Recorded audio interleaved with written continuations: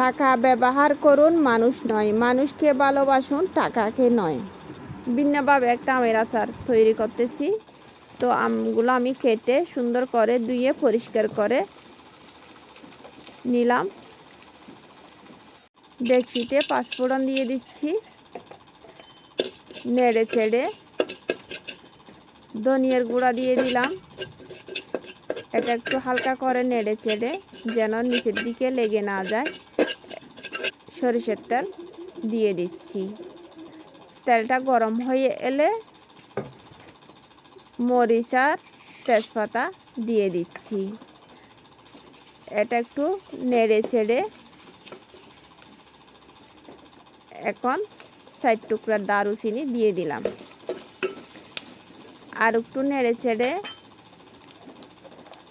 রসুনের কোয়া দিয়ে দিচ্ছি।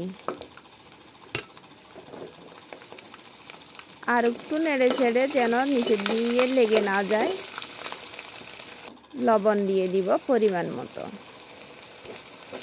লবণটা দিয়ে আর একটু নাড়াচাড়া করে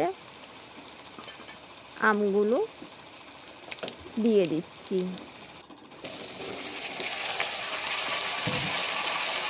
তো এখন ভালো করে নেড়ে চেড়ে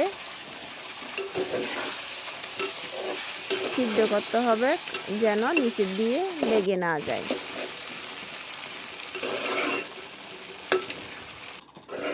বারবার নেড়ে দিতে হবে, না হলে লেগে যেতে পারে।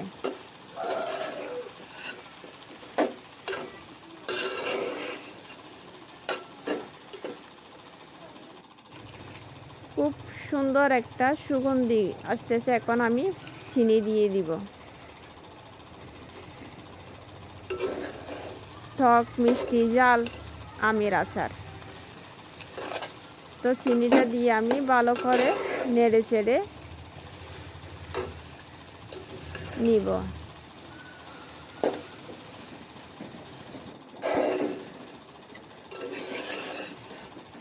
খুব সুন্দর হয়েছে, দেখেন, দেখতে খুব সুন্দর লাগতেছে।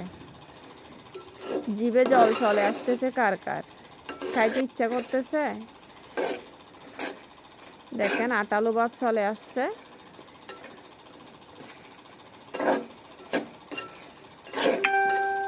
এবার নামিয়ে নিব।